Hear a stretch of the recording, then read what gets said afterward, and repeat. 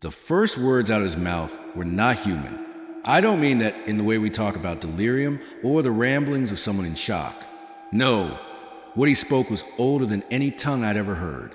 The syllables rolled from his throat like stone grinding against stone, each sound sharp enough to scrape at my nerves.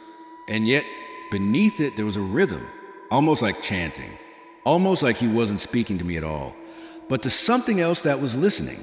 The room smelled of disinfectant, sharp and sterile, but his words carried something foul with them, a sourness, like damp earth turned over from a grave. The fluorescent lights above flickered once, buzzing, and for a moment the pale glow seemed to bend toward his bed, as if the room itself was straining to hear. I should have pressed the call button for the nurses. I should have noted the episode in his chart. But I froze. My pen hovered above the clipboard, while every hair on my arm stood on end. His lips were cracked, his skin ashen, but his eyes were wide open, staring at the ceiling as though some invisible pattern was written there in fire. The monitors beside him pulsed steady, indifferent to the impossibility unraveling before me. The soft beeping filled the silence between his phrases, but it only made the words feel louder, heavier, as if each one carried weight into the air. Then, without warning, he stopped. His jaw slackened, and the room fell into a suffocating quiet. I leaned closer, almost against my own will.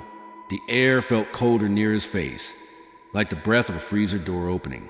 His pupils shifted, rolling down to meet mine, and in that silence, just as I thought it was over, he whispered something else.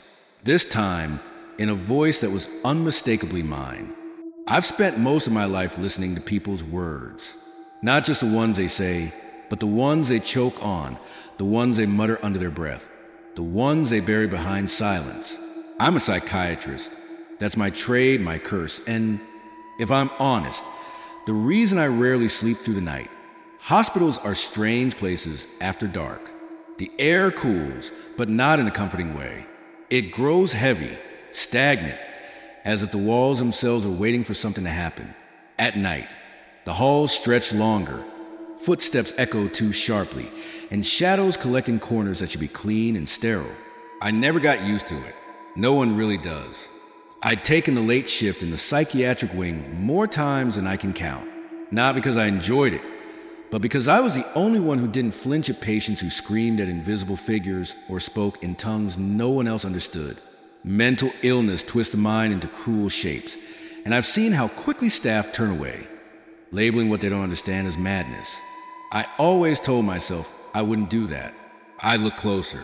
I'd listen longer. But listening has a price. There are cases that stick with you, cling to your skin like smoke. A man who swore his dead wife sat in the corner of every room. A teenager who carved symbols into her arms that matched no language I could find. Another who fell silent for weeks, only to laugh when no one was speaking. I've told myself these were fragments of broken minds, neurons misfiring, trauma reshaping perception.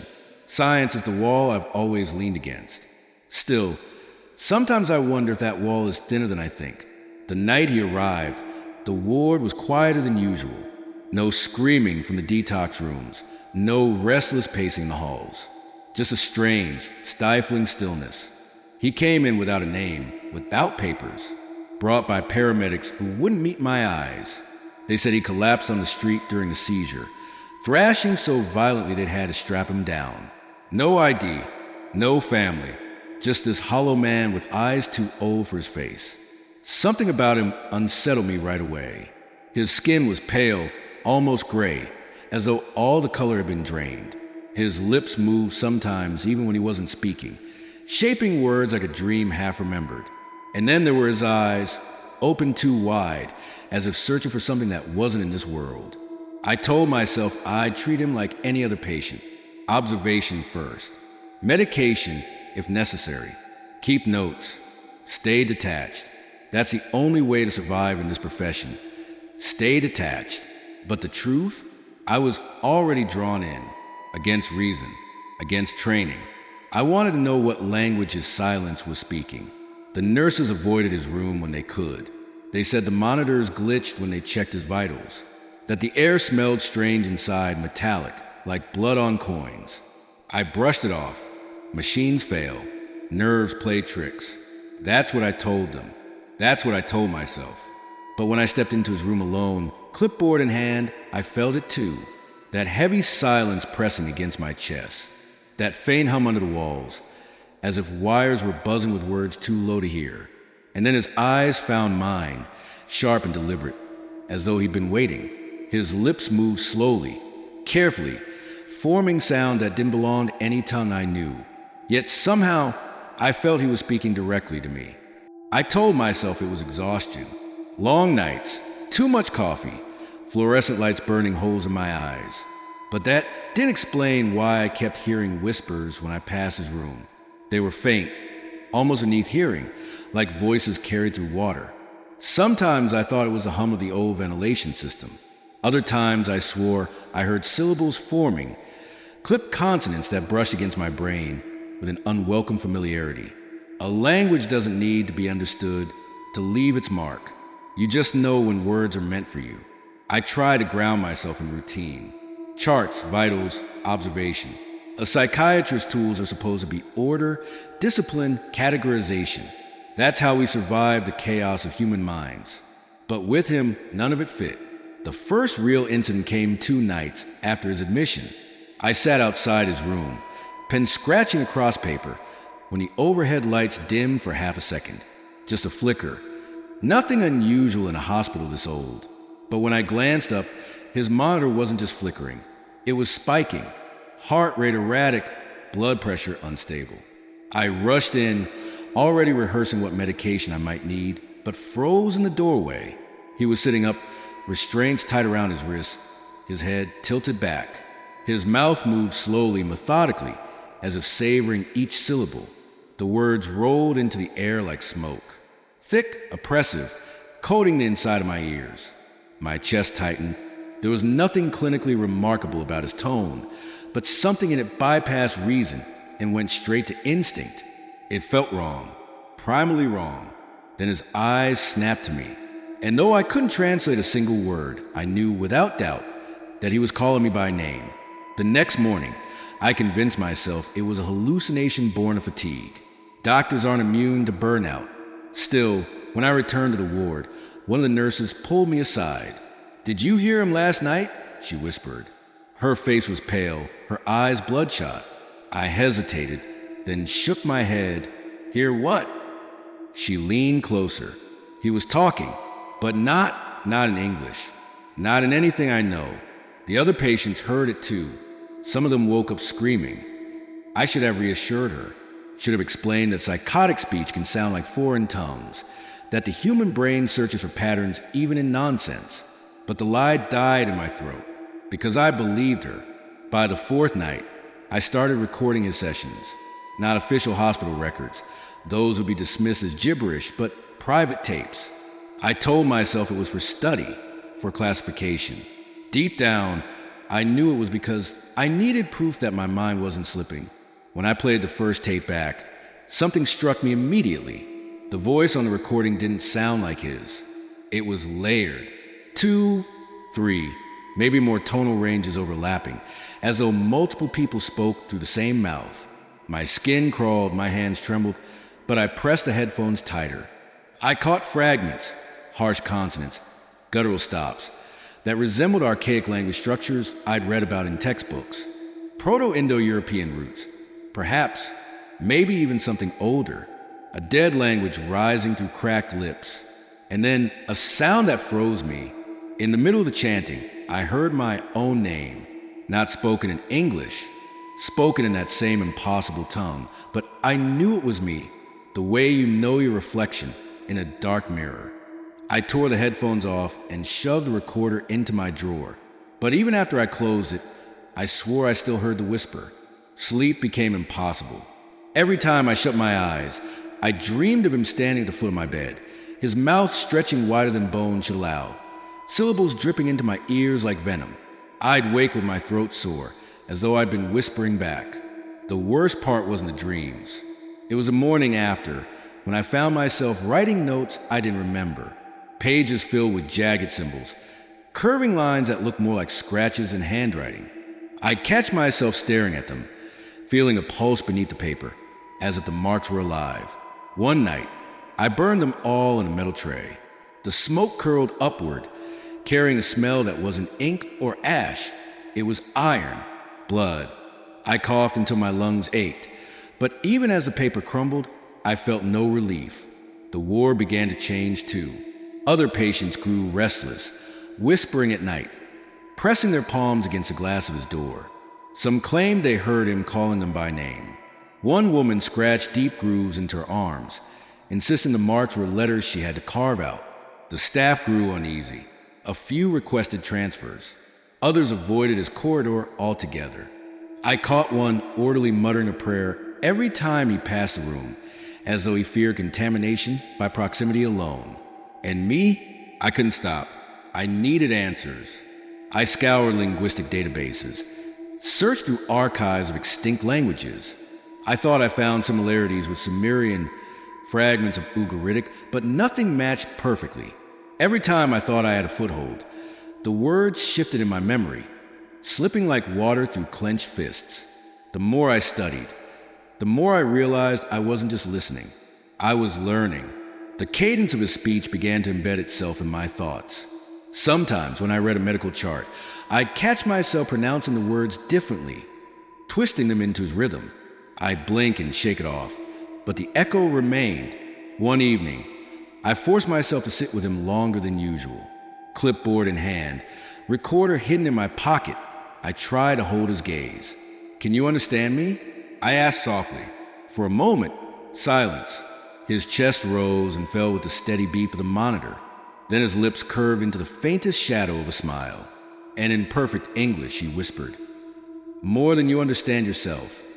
The word struck harder than any scream could have. My hand went cold, my pulse hammering in my ears. He shouldn't have been able to say that. No translator, no tutor, no sign of prior learning. And yet he spoke with flawless clarity, as though he'd been waiting for me to ask. I stumbled back, knocking my chair into the wall. His smile widened, and then, as quickly as it appeared, his expression flattened again, his gaze drifting to the ceiling, mouth forming that dead language once more. That night, I didn't dare sleep. I sat in my office, lights dim, replaying the moment in my head. His voice, my name, the sudden shift to English. I should have reported it, should have told the staff, documented the phenomenon, but I couldn't, because some part of me knew if I put it into the system, if I gave it form in the world outside that room, it would spread. Instead, I locked the door, pressed record again, and forced myself to listen. What came through the speaker wasn't just sound. It was weight, pressure that seemed to squeeze the air from my lungs. Whispers not behind me, but inside me, curling into thoughts I didn't want to claim. And then, buried in cacophony, I heard something that made my blood run cold. It wasn't just my name this time. It was my voice, answering back. I remember staring into the darkness of my office, recorder still playing, and realizing my lips were moving. Shapes formed silently, echoing the rhythm of his tongue. That was the moment I knew this wasn't just a patient speaking. This was something else speaking through him, and through me, but what I saw next still keeps me awake at night. The incident began like any other night. Too quiet for a hospital, the silence stretched taut, as if the walls themselves were listening. I had forced myself into a routine, stopping by his room at midnight with my clipboard, as if routine could shield me from what was unraveling. When I stepped inside, the air hit me first. Hospitals are supposed to smell sterile. Bleach, latex gloves, a trace of alcohol wipes. But here, it reeked of something metallic, sharp like a mouthful of coins. The fluorescent light above him buzzed, flickering with a nervous rhythm, shadows bending at the edges of the bed. He was awake, not thrashing, not seizing, just awake. His eyes locked on me with that unnatural intensity, as though he'd been counting the seconds until I arrived. "Good evening," I forced out, voice trembling more than I wanted. His lips parted, and the sound that poured out wasn't speech in any way I recognized. It was layered, reverberating, as though the walls themselves were speaking back at me. The heart monitor beside him spiked wildly, alarm shrieking, then flatlined for a full 3 seconds before restarting on its own. My training told me this was impossible. Monitors don't just restart themselves without intervention. I grabbed the defibrillator cart, readying for a code blue, but froze. Because while the machine screamed flatline, he was sitting upright, breathing evenly, chanting in that dead tongue. His voice deepened, a grinding resonance that vibrated through my ribs. My hands shook as I held the paddles, but I couldn't move closer. I wasn't looking at a patient anymore.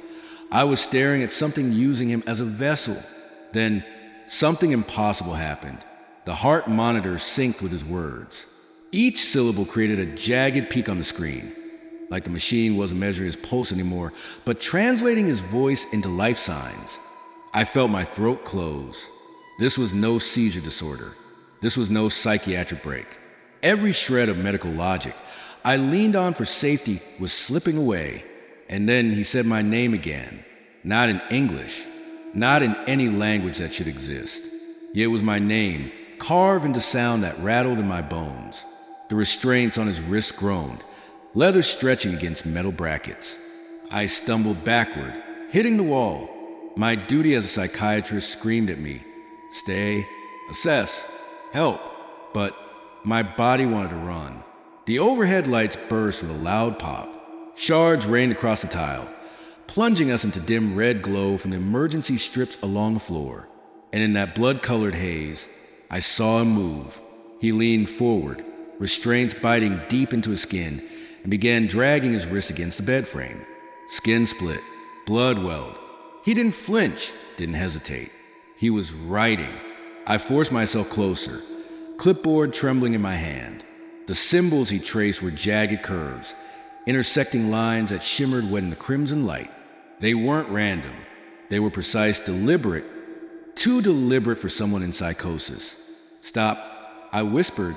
My voice sounded small, swallowed by the air. "You're hurting yourself." His head turned toward me with a slow, unnatural twist, and his mouth curved into something between a smile and a snarl. Then, with his own blood, he finished the last stroke of a symbol that made my stomach lurch. I didn't know what it meant, but some primal part of me recognized it, as though I'd seen it in dreams I couldn't remember. The heart monitor spiked again, alarms wailing, and for the first time I heard something beneath his chanting, an echo that didn't belong to him. A second voice, deeper, raw, coming from nowhere and everywhere. My training told me to sedate him, to end this episode before it escalated. But my hand froze over the syringe, because deep down, I knew it wasn't him I'd be sedating. It was whatever was bleeding through him, and I wasn't sure it would stop.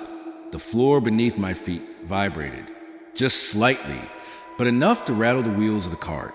I backed toward the door, clipboard clutched like a shield, heart hammering against my ribs. Then silence. The monitor went dead. The chanting stopped. And in the suffocating quiet, he leaned back, restraints dripping with blood, and whispered in perfect English, "You've written it too." My breath caught. My mind flashed the notes I'd scribbled half asleep in my office. The curved, jagged marks I couldn't explain. The ones I'd burned. He shouldn't have known. He couldn't have known. I stumbled for the call button, desperate for backup, but before I could press it, the emergency lights flickered once more. For a split second, his shadow stretched across the wall, wrong, elongated, with too many limbs bending in directions no human body could follow. The room smelled of iron and copper and ash. The alarm shrieked, and in that moment, I understood with terrifying clarity. This wasn't just a patient. This was something trying to speak through him, and it had chosen me as its audience. Then the speakers overhead crackled to life, hospital intercom buzzing static. And through the static, I heard my own voice say, "Listen closely." The intercom static still rattled through the ceiling, carrying my own voice where it shouldn't exist. "Listen closely." The words echoed doubled, as if bouncing from inside my skull and out into corridors at the same time. I staggered backward, clipboard clattering to the floor. My chest was tight, my throat dry. Every instinct told me to run, but my legs locked beneath me. His shadow still stretched along the wall, too long, too many angles, while the body on the bed sat unnaturally still. Then his eyes rolled forward, meeting mine. Black, not the darker pupils, but an absence so absolute it felt like falling into it. My lungs seized, my heart hammering, and as his lips moved again, the air itself vibrated with that ancient tongue. The sound wasn't just heard, it pressed into me like someone had shoved cold fingers into my ears and dragged them along the inside of my skull. My teeth ached, my bones hummed with resonance. The heart monitor burst into static, lines twisting into patterns instead of rhythms. Spikes that looked like jagged runes. I blinked hard, but the symbol stayed, burning across the screen like a language hidden inside the machine. He spoke louder now, syllables cracking the silence. The walls shuddered, ceiling tiles rattling as though the whole ward was responding. And then came the smell, burnt copper, ozone rot, so thick it coated my tongue. I gagged, but I couldn't move away. The restraint snapped. One by one, leather tearing as if cut by invisible blades. He stood slowly, unnervingly calm, blood dripping down his arms where the buckles had bitten. "Stop," I whispered, though I knew he wouldn't. "Please." He tilted his head, listening, and for the first time, he answered in words I understood. "You already have." The overhead lights died. The room plunged into red gloom, shadows crawling across the floor like living things. I stumbled toward the door, but it slammed shut with metallic clang, locking me inside. Then the chanting shifted. Faster. Urgent. I realized with horror that it wasn't a monologue anymore. It was a dialogue. He was speaking to something. The walls rippled like heat haze, paint blistering. I pressed my palms against my ears, but the sound burrowed deeper, threading into thought. My lips began to move on their own, forming shapes I didn't know yet felt inevitable. My own voice, speaking in harmony with his. "No, no," I gasped, clamping my jaw shut. The pain was immediate, sharp as if my teeth might crack. My tongue twitched, desperate to join. He moved closer, each step deliberate, bare feet leaving faint smears of blood. The shadows clung to him like cloaks. When he leaned near, I felt his breath, icy, like the air from crypts sealed too long. "Say it," he whispered, lips brushing my ear. I shook my head violently, but my body betrayed me. My throat convulsed, sound leaking out, syllables alien yet intimate. Words I'd never learned spilling with perfect fluency. The language of the dead. And the moment I spoke, the room responded. The monitors burst into sparks. Beds down the hall shook violently, metal clanging. I heard other patients screaming, voices overlapping with the chant until the ward became a choir of madness. My stomach heaved, bowel rising, but still the words poured out of me, pulled like string from a spool. He stepped back, arms raised, blood dripping down to form sigils on the tile. The patterns pulsed faintly as though alive, and I realized in terror that I recognized them. I had written them in my notes, drawn them unconsciously in the margins of reports. My hands weren't clean. I had already been part of this. The ground lurched under me.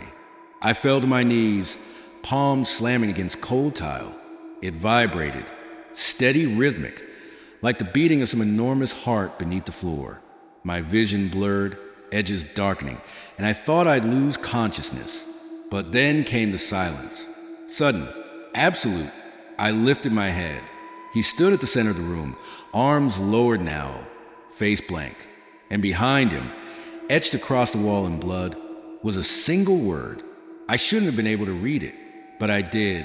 It was my name. Every instinct screamed at me to deny it, but the truth was in my bones. He hadn't written it for me. He'd written it with me. The shadows around us thickened, stretching, curling into grotesque shapes. I thought I saw limbs, faces half-formed, teeth glinting in the dark. My pulse spiked. My rational mind begged for explanation. Psychosis, hallucination, a breakdown from exhaustion. But no theory fit. This was beyond medicine. He turned slowly, and when his gaze found me again, his mouth stretched too wide, jaw unhinging in a grotesque arc.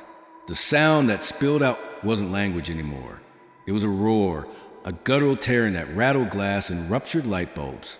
I clutched my ears, but it vibrated through my bones, resonating inside my skull. I screamed, or thought I did, but my voice was drowned.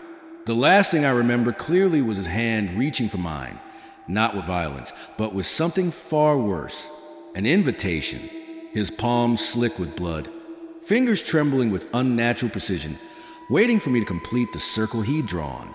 And against every instinct, I almost took it. Almost. The walls groaned, ceiling cracking, tiles splintering underfoot, alarms blare across the hospital, drowning in chaos. And yet, in the center of it all, his eyes stayed locked on mine. That's when I realized the truth. He didn't need to escape. He only needed me to listen. And I had. When the alarms finally died, when the shouting in the halls faded into a fractured silence, I was still on the floor, palms pressed against cold tile. My body ached as if I'd run miles, lungs burning, throat raw. The patient's bed was overturned, restraints shredded, glass shattered in every corner of the room. But he was gone. No dragging marks, no broken locks, no open door, just gone, as if the air itself had swallowed him whole. The staff rushed in minutes later, drawn by the alarms. They found me kneeling in the wreckage, muttering words I didn't remember speaking. The looks on their faces told me everything. They didn't see what I saw. To them, it was simple. A violent patient escaped, a doctor too shaken to stop him. They filed incident reports, whispered about negligence, questioned my stability. But no one asked about the symbols carved into the walls. No one saw the monitors still sparking with impossible patterns. When I tried to explain, their expressions shifted, concern, discomfort, the kind reserved for colleagues who worked too many double shifts. My words sounded like madness even in my own ears. The official record became a distortion. They said the patient had been transferred during the chaos, that clerical errors erased his chart. Some even claimed he never existed, just a misfiled entry in a system already too burdened with names. But I knew better. I could still feel the chill of his voice in my marrow. That night, I didn't go home. I couldn't. Every time I closed my eyes, I felt his presence at the foot of my bed, waiting, whispering. So I sat in my office, lights buzzing overhead, replaying the events in my head. I tried to rationalize it. Stress, psychosis, a few brought on by exhaustion. I even pulled textbooks from the shelves, flipping the chapters on hallucinations and dissociative states, desperate for an anchor, but no clinical language fit what I'd experienced. What haunted me most wasn't the patient's disappearance. It was my own voice. I remembered how the words had slipped from me without resistance, as though they had been waiting all along. How many times had I scrawled meaningless doodles during late-night charting? Symbols I couldn't explain. How many dreams had I shrugged off where shadows whispered in syllables I didn't understand? The line between doctor and subject had blurred. In helping him, had I opened myself to something I couldn't close? Days passed, but I didn't heal. The hospital carried on, corridors bustling, fluorescent lights humming as though nothing had happened. Yet small details gnawed at me. Patient monitors glitching with unreadable scripts. Children in the waiting room humming unfamiliar melodies under their breath. The janitor who swore he heard chanting in the vents after midnight. Each time, I told myself it was coincidence. But the unease grew. Sleep became impossible. I'd drift off at dawn only to wake with my tongue aching, jaw sore, as if I'd been speaking all night. Sometimes I found notes on my desk written in handwriting I barely recognized, sharp, angular letters spelling fragments of that same dead language. I burned them, but the ash clung to my fingertips like grease. My colleagues noticed the changes. One asked if I needed time off. Another hinted at suspension. They didn't see the truth. Or worse, maybe they chose not to. In medicine, we are trained to seek patterns, to give names to suffering. But what do you do when the pattern names you back? I avoided the ward where it happened. Yet sometimes the intercom crackled with a familiar voice. My voice, words twisting in static, just long enough for me to recognize the cadence before they faded. I never asked if others heard it. I didn't want to know. I tell myself I survived, that I walked out of that room alive. But the more I replay it, the less certain I become. Perhaps survival isn't the right word. Perhaps I was changed, rewritten in ways too subtle to measure. And that thought terrifies me more than his black eyes ever did. Because if it's true, if some part of him now lives inside me, then I am not the last chapter of this case. I am only the continuation. And though I try to bury it beneath routine, beneath rationality, the truth gnaws louder each night. Because sometimes in the stillness before dawn, I hear the faintest whisper rise from my own throat. Unbidden, unstoppable, that same ancient tongue. The case is closed on paper. But not for me, not ever. And what I saw next still keeps me awake at night. It began with a sound I couldn't explain. A whisper in the sterile silence of a hospital room. Now, it ends the same way, except the voice isn't confined to the ward anymore. It follows me into every quiet moment. A shadow that doesn't need darkness to exist. I've spent years in medicine, training myself to believe that every symptom has a cause, every wound can be sutured, every mystery explained. That's the creed of my profession. Reduce suffering by naming it, cataloging it, controlling it. But what happens when the thing eating at you refuses to be named? What do you call a sickness that speaks with your own tongue? People ask me if I've healed. They don't know healing isn't the right word. I carry it the way you carry old fractures. Aches that flare when the weather shifts, pains invisible to anyone else.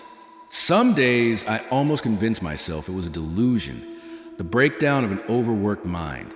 And then the lights flicker in perfect rhythm to my pulse, or a patient stares too long, humming the same cadence I hear in my dreams. That's when I remember I wasn't just a witness. I was a doorway. And the worst part? I don't know if it opened only for me, or if telling you this has already widened it. Because once you hear the whisper, you start listening for it. And once you start listening, it finds a way in. Medicine taught me that nothing is ever truly cured, only managed. Maybe this is the same. Maybe it will sleep for years, pretending to be gone. But I know better. I can feel it waiting. And if you're sitting in silence now, straining your ears, wondering if that faint murmur behind you is real, then it's already too late.